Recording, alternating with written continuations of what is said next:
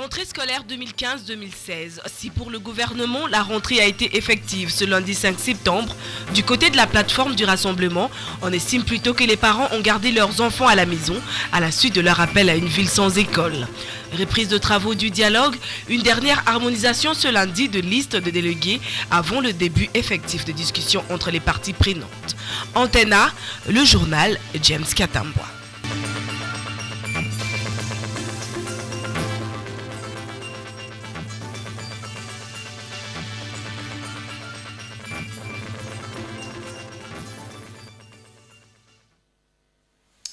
Le journal reçoit pour vous Eric Izami qui couvre pour le compte de la chaîne de référence les travaux du dialogue congolais qui a repris, il faut le dire, ces travaux. Aujourd'hui avec lui on va parler justement du déroulement de ces forums. Bonsoir Eric Izami. Bonsoir James Katambwa. Bonsoir à vous également et merci de vous joindre à nous pour cette session d'information. La rentrée scolaire a bel et bien eu lieu ce lundi 5 septembre sur toute l'étendue du territoire national. À Kinshasa, le ministre de l'enseignement primaire, secondaire et initiation en nouvelle citoyenneté, Maker Mwangou, qui avait à ses côtés son collègue de l'ETP, Jean Nengbagba, a lancé officiellement cette rentrée en procédant à la remise officielle de l'école primaire 5 Maluku. Patricia Molengo Mbole Ekuni, Igmusangirai. Lancement officiel de la rentrée scolaire édition 2016-2017 par le ministre de l'EPS Maker Mwangou et remise de l'école primaire 5 Maluku, construite dans le cadre du programme 1000 écoles. Ce sont là les deux événements qui auront marqué la journée du 5 septembre en République démocratique du Congo. Le bleu et blanc ont donc repris le chemin de l'école avec comme mot d'ordre pour cette année la lecture et l'écriture. Il faudrait que nous dépensions toutes nos énergies pour qu'on arrive à apprendre à nos enfants à lire et à écrire. Ça va nous permettre de mettre une pierre additionnelle au quinquennat de la qualité. En lieu et place de la stigmatisation politique des apprenants congolais, l'éducation civique et morale doit faire l'objet d'une préoccupation particulière pour faire des élèves des véritables citoyens patriotes, acteurs de l'avenir et de l'émergence de la RDC. L'éducation demeure à la fois leur droit et leur devoir pour la communauté, pour la nation, mais aussi pour les parents. Les doubles événements est également important du fait que Son Excellence le Président de la République, chef de l'État, Joseph Kabila Kabange, compte sur l'éducation pour la réalisation de son projet de l'émergence et du développement de notre pays. En effet, l'école a pour mission de produire des agents compétents, appelés à œuvrer pour ces grands chantiers de reconstruction de notre parti. Au total, 18 millions d'élèves reprennent le chemin de l'école sur l'ensemble du pays ce lundi 5 septembre 2016. Rentrée des classes manquées à l'école primaire 9 Ngiringiri. Elle a pourtant été effective au complexe scolaire Futur Leader, au quartier Mazal dans la commune d'Ngalema et au collège Abeloya dans la commune d'Ngiringiri, malgré sa timidité. Poldor Ngaziami, reportage. Cours de l'école déserte, bancs en désordre dans des salles de classe vides, aucun écrit sur le tableau noir, seul un crucifix au-dessus. C'est le constat fait ce lundi 5 septembre, jour de la rentrée scolaire, à l'EP9 Ngiringiri. Ici, la réalité est autre que le message inscrit sur cette affiche. C'est la rentrée aujourd'hui, c'est pourquoi je suis là au travail. Malheureusement, il n'y a pas d'élèves. Je suis là, comme c'est la rentrée, je suis là jusqu'à 12h. Je vais rentrer à la maison. Les parents ont gardé leurs enfants à la maison. Nous avons respecté les mots d'ordre du gouvernement. Au collège Abeloya, toujours dans la commune de Ngiringiri, la réalité est tout autre. Les élèves sont là, mais en faible effectif. J'ai compris que l'avenir du Congo est entre nos mains. Si on reste à la maison, ce n'est pas du tout bien parce que les politiciens, eux du moins, font étudier leurs enfants en Europe. Mais nous, ici, nous sommes au Congo, nous devons venir à l'école. On a déjà commencé l'enseignement, donc je vous invite tous à venir à l'école. Plus loin, dans la commune de Ngaliema, quartier Mazal, vers Moudi, le complexe scolaire Futur Leader qui fait ses premiers pas semble réussir le pari dans un univers infesté par le mot d'ordre du rassemblement. Élèves de la maternelle, du primaire et du secondaire ont fait le déplacement de l'école. Pas de salle vide, mais un effectif faible. L'essentiel est que c'est parti. Nous avons eu des échos pareils pour l'école morte, où les enfants ne doivent pas fréquenter l'école. Pour nous, ça n'a pas été le cas. Les enfants sont arrivés. Nous avons passé les premières leçons de réveil pour remémoriser un peu les mémoires des enfants, tous les degrés à partir des maternelles.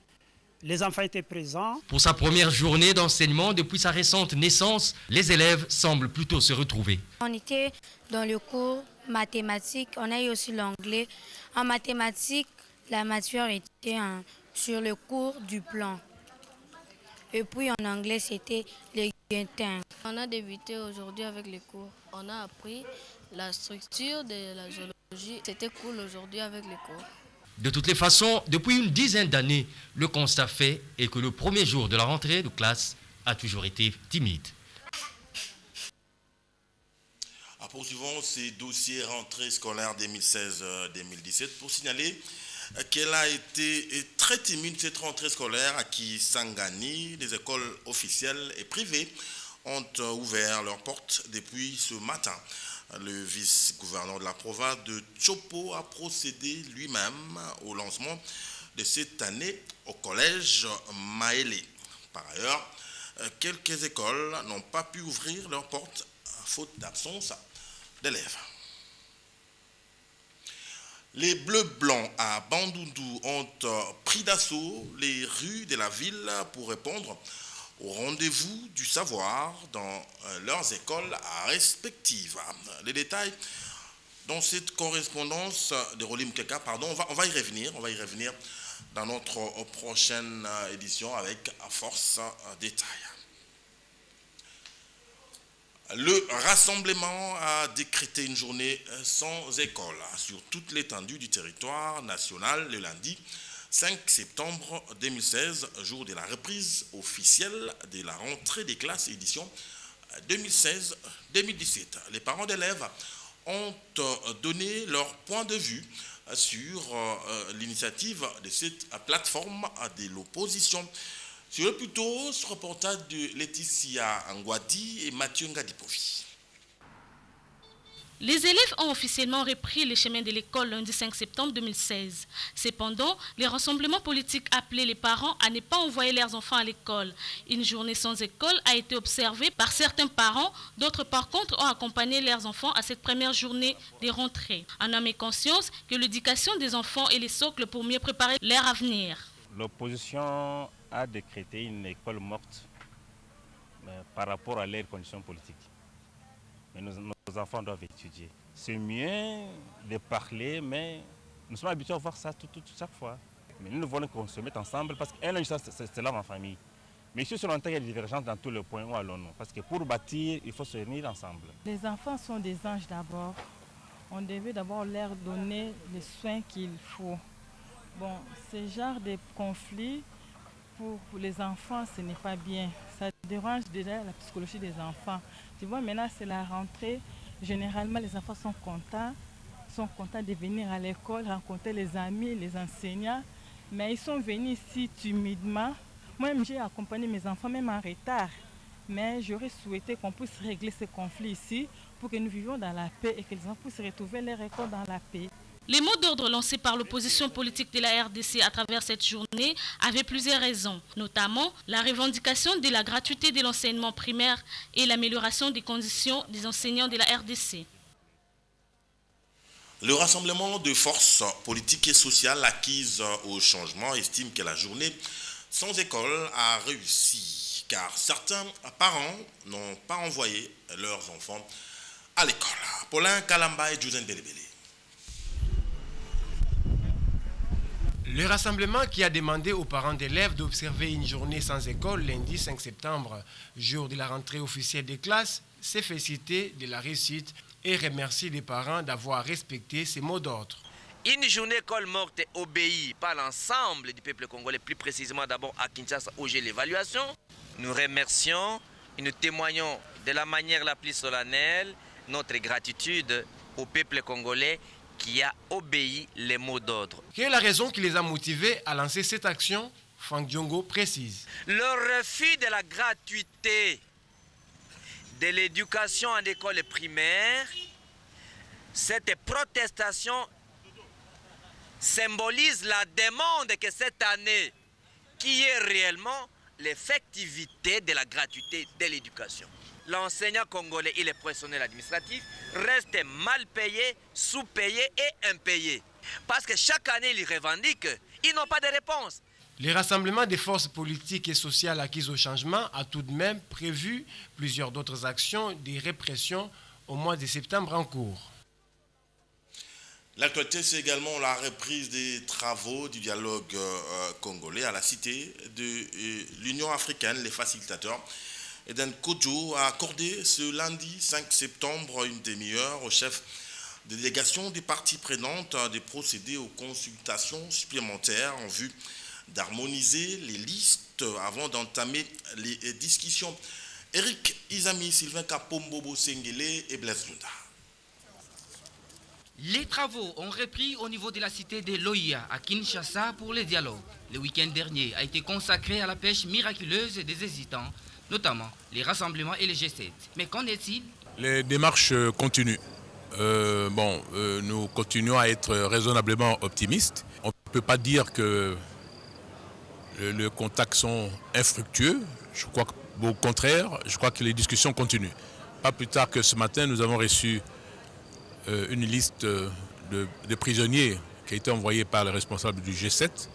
Le G7 subordonne maintenant sa participation à la libération des personnes qu'il propose.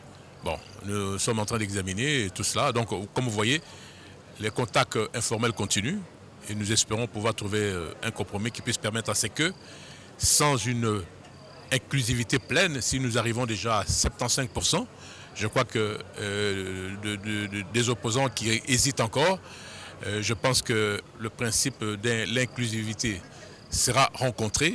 Lundi 5 septembre 2016, la tâche a été à l'harmonisation des listes des participants, car les besoins d'augmenter les quotas a été exprimé. Il y a encore des problèmes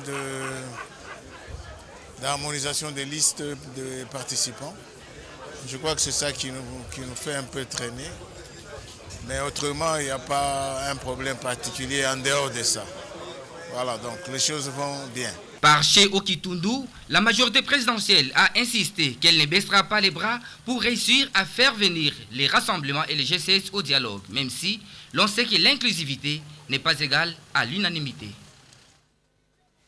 Je vous l'ai dit en ouverture, le journal reçoit Eric Izami, journaliste à la rédaction d'Antena. C'est lui qui a la lourde tâche de couvrir pour nous et pour vous les travaux de ce dialogue national.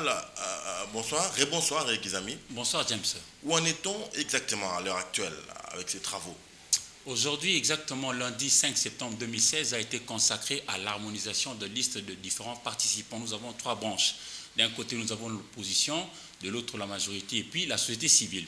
Alors, initialement, il avait été prévu que l'on puisse avoir 68 participants pour le compte de la majorité, 68 également pour le compte de l'opposition, mais 36 pour la société civile.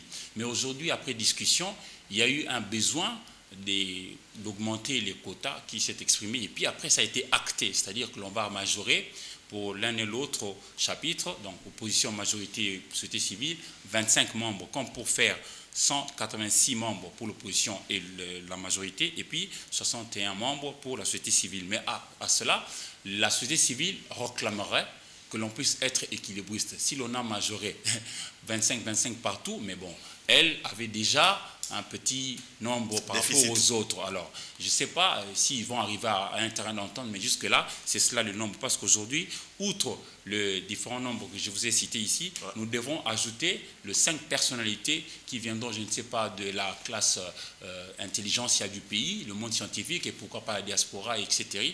Et les femmes également sont en train de réclamer. Qui va désigner ces 5 personnalités-là? Ça va se décider au niveau de la plénière, parce qu'ils sont en train de voir comment est-ce qu'ils peuvent avoir le nombre significatif de la représentativité pour qu'il y ait le maximum des gens qui puissent représenter les Congolais par rapport à ces forums, le 28e forum à caractère national depuis qu'on a eu l'indépendance le jeudi 30 juin 1960. Vous et moi, nous n'étions pas de... Tu as eu le temps de les compter tous? Oui, oui. Ah, félicitations. Alors, les défis majeurs, c'est quoi à l'heure actuelle, les défis majeurs? L'inclusivité. L'inclusivité. D'ailleurs, au lancement des travaux, le jeudi 1er septembre dernier, au niveau de la cité de l'Union africaine, vous avez remarqué, on a même fait passer les images, Vital Kamerhe, qui a été désigné par ses pairs comme les co-modérateurs au niveau de l'opposition politique, avait dit qu'aussi on pouvait leur accorder une trêve, comme ça, avec l'appui de l'Église catholique et de la communauté internationale. Je vois les diplomates basés ici chez nous pour aller convaincre les autres compatriotes, c'est-à-dire le G7 et le Rassemblement.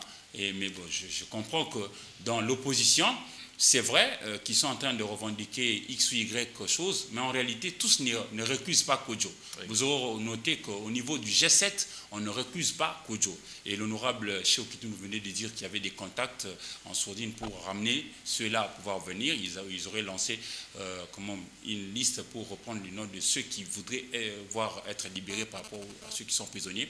Mais au niveau du rassemblement, avec le leader Tshisekedi Wamulumba, il y a quand même cette histoire de réquisition de Kodjo, qui est le facilitateur, qui persiste. La dernière en date, c'était le vendredi dernier où on a vu venir le président Denis Sassou Nguesso du Congo-Brazzaville, qui est venu offrir encore au Congo-Kinshasa ses bons offices, comme pour rapprocher les vues et aller sur la table des négociations. Mais, encore une fois, pour cette occasion-là, au niveau du Congo-Fleuve Hôtel, le leader de l'UDPS, ou du Rassemblement globalement, a réitéré son refus de ne pas vouloir venir au dialogue. C'est ce qui bloque un peu. Mais bon, qu'à cela ne tienne, les uns les autres nous affirment qu'ils sont en train de toujours tendre la main pour que ceux-ci viennent. Et on espère vraiment qu'ils vont venir parce que vous avez vu ce qui se passe au niveau, par exemple, du Gabon. Nous, on ne voudrait pas vivre ça. Nous voulons la paix. Et par rapport au fait que déjà au préalable, on avait dit tout se fera sur base du respect de la Constitution, sur base de la résolution 2277, même si l'on sait véritablement aussi, il faut dire la vérité à la population, que cette année 2016, non, je ne vois pas venir l'élection présidentielle chez nous. Amis. On va aller rapidement. Reparlons des quotas. Il y a un problème de quotas qui se pose déjà entre ces trois composantes. Ça ne peut pas, à la longue, pour moi, être un frein aussi à l'avancement de ces travaux. C'est justement par rapport à ça que nous en appelons vraiment à l'amour du Congo. Si tous, dans notre hymne national, nous promettons à notre pays que nous préparons ton sol et nous assurerons ta grandeur. Cette grandeur-là, on en a besoin. Et cette grandeur-là exige pour nous la paix, la formation du capital humain. On ne va pas empêcher à nos enfants de ne pas aller à l'école. Non, vous et moi étions à l'école. Nous savons ce que c'est l'école. Mais qu'ils mettent un peu d'eau chacun dans son vin pour les uns apporter des solutions à ce que demande l'opposition et les autres de voir dans quelle mesure rejoindre aussi le grand club pour former la famille en entièreté et puis poursuivre avec les travaux. J'ai remarqué, et l'on a vu, et même nos téléspectateurs doivent l'avoir remarqué, aujourd'hui, il y a une composante non négligeable, l'opposition républicaine, avec en tête Léon Kengwadondo comme leader, qui avait annoncé dernièrement, et nous avions fait passer les images, que... Il était là aujourd'hui, il est revenu. On l'a vu dans la salle. Donc c'est cela. Il faudrait que l'on puisse privilégier ce qui va nous unir plutôt que ce qui va nous détruire. Exactement. Je reviens à toi un peu plus tard, Exami, pour peut-être un dernier mot. Et à la suite de ce travail, on poursuit avec l'actualité. Les vice-premiers ministres et ministres en charge de l'Intérieur, Évariste Bochab, a rejoint à Béni les chefs d'état-major général des FARDC, Didier Toumba, et les commissaires généraux de la police nationale congolaise, Charles Bissengimana, pour évaluer les récentes mesures sécuritaires prises par les chefs de l'État lors de son passage dans cette ville. Yacine Kombi reviendra sûrement dans nos prochaines éditions avec fort détail. La banque Finca et l'entreprise Vodacom ont procédé vendredi 2 septembre à la cérémonie de distribution de 100 téléphones aux agents Finca Express. Patrick Borel, Mukendi, Polydon Gaziami et Mathieu Ngadipofi. La salle bancaire Finca de la Gombe a servi de cadre vendredi 2 septembre 2016 à la cérémonie de remise des téléphones aux 100 agents Finca Express. Cela en partenariat avec l'entreprise Vodacom Congo. Le premier lot de 50 personnes a reçu des smartphones et le deuxième des portables accompagnés des képis et t-shirt Finca. Ces outils de travail vont leur permettre de bien opérer leurs transactions et promouvoir le e-money. Nous vous demandons de vous mettre vraiment au travail, de faire aussi en sorte que les clients soient attirés par la qualité de votre service et ainsi vous allez bénéficier de la commission et surtout que cette commission soit consistante pour votre business mais aussi pour vous permettre d'aller de l'avant. En réalité, les téléphones qu'ils ont reçus, qui vont être utilisés ne fût-ce que pour faire des transactions, qui doivent offrir ces services qui ne demandent pas des fonctionnalités beaucoup plus avancées. Le représentant de Vodacom, Eric Bondo, a eu des mots justes pour encourager les bénéficiaires de cette offre et les appeler à la conscience professionnelle, car l'avenir est prometteur. Des personnes qui s'associent, la conséquence, c'est leur bénéfice. Ils ont tout intérêt à rester là-dedans et à subir les effets positifs de ces partenariats. Pour boucler cette journée, les 100 agents ont rempli des formulaires de reconnaissance d'acquisition des téléphones. En sport, la bonne nouvelle est que le 11 national de la RDC sera bel et bien présent à Libreville à la Coupe d'Afrique des Nations, la phase finale Gabon 2016. Les Léopards ont acquis cette qualification hier en battant, en étriant, j'allais dire, les Fauves du Bazou Bangui au stade des Martyrs, 4-1 lors de la dernière journée éliminatoire de cette CAN Gabon 2017. L'essentiel de ce qu'a été cette rencontre dans ces papiers de Patrick Borel-Mukendi. Dès le coup d'envoi de l'arbitre gambien, Papa Bakari Gassama, le fauve du Bazou Bangui, ont montré une grosse densité physique. C'est ça qui leur a permis de durer, même quand ils subissaient, faisant ainsi douter les Léopards qui évoluaient devant un public du stade des Martyrs acquis forcément à leur cause. Ce qui a sauvé la RDC, c'est l'effet d'avoir des joueurs qui savaient faire des grandes distances balle au pied. Guidés par son trio d'attaque, Bolazi, Kebano et Moubele. Les Congolais se sont libérés grâce à une passe de l'artiste Yannick Bolazi et un missile du joueur des Fulham, Miskens Kebano. Les Léopards ont entamé la seconde période, le couteau entre les dents. Comme à l'académie, c'est l'appel qui fait la passe, pas l'inverse. Revoyez cette action en trio, puis Moubele Ndombe et Firmin à la conclusion. La RDC intéressant offensivement, plus sûr défensivement, avec la bonne prestation de l'ancien Toulousain et monégasque Marcel Tisserand, faisant pair avec le Rock Zakwani Gabriel, bien secondé par le duo Mbemba Chancel et le capitaine Youssouf Moulumbu, qui a fait un grand retour. Surpris par Enza, qui a réussi à marquer l'unique goal des Centrafricains. Titulaire en l'absence du sous-marin jaune de Villarreal, Cédric Bakambu, le Corbeau, Molingi Pangui corsera l'addition en aile des pigeons, profitant de l'incroyable dribble du prodige Jordan Botaka. Jacques Magoma de Birmingham et Rémi Moulumba de Ajaccio ont apporté une énergie au milieu de terrain après leur entrée à la place de Moulumbu et Kebano. Raison de ces somptueux 4 buts dans les money time du spectaculaire Jordan Botaka. Le fauve du Bazou Bangui de la République centrafricaine ont vécu une soirée noire et cauchemardesque à Kinshasa. Avant la CAN 2017 qui sera organisée au Gabon, les regards sont maintenant tournés vers la première journée des éliminatoires de la Coupe du Monde Russie 2018 prévue au mois d'octobre contre le vert de la Libye. Allez, félicitations à nos fauves et surtout bonne chance pour les éliminatoires de la Coupe du Monde qui arrive. Alors à présent, lire les parutions d'aujourd'hui dans une sélection et commentaires de Domoma. Très vite presse.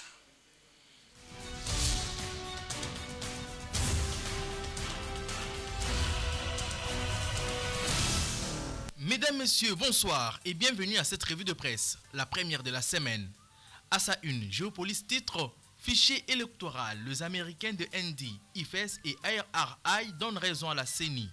En effet, au travers leur rapport, ces ONG américaines indiquent que le processus électoral en RDC connaît énormément de retards. Ces ONG encouragent aussi l'ouverture des discussions responsables à travers les dialogues. De manière générale, l'équipe d'évaluation de ces ONG, regroupée dans les consortiums CEPPS, a conclu que les facteurs cruciaux pour la tenue d'élections pacifiques en RDC sera un accord politique portant sur une feuille de route déterminée par les billets des discussions inclusives fondées sur des conseils techniques neutres et avisés. On rapporte que l'équipe technique des CEPPS a tenu plus de 64 réunions avec des acteurs nationaux et internationaux partenaires aux élections renchérit la prospérité. Les observations des experts internationaux visent à renforcer la confiance vis-à-vis du processus électoral et à faciliter l'acceptation des résultats.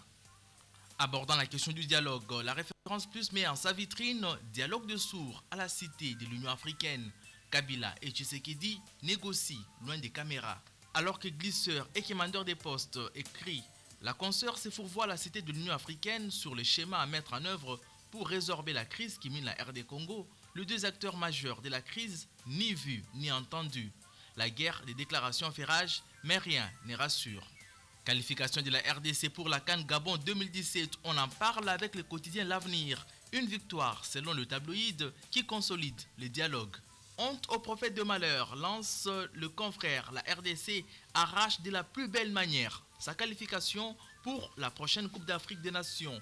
Les Léopards ont écrasé à domicile le Fauve du Bazoubangi de la RCA par un score de 4-1 dans un stade plein comme un œuf. L'euphorie s'est emparée de tout le pays. Partout, les Congolais ont salué la démonstration de puissance et du beau jeu des Léopards, dont la victoire est venue consolider non seulement la fierté d'appartenir à cette belle nation, à ces grands peuples, mais surtout l'obligation de préserver nos acquis en refusant naturellement de nous diviser, de nous affronter brutalement dans les rues. Fin de cette revue de presse, merci de l'avoir suivi et bon début de semaine chez vous.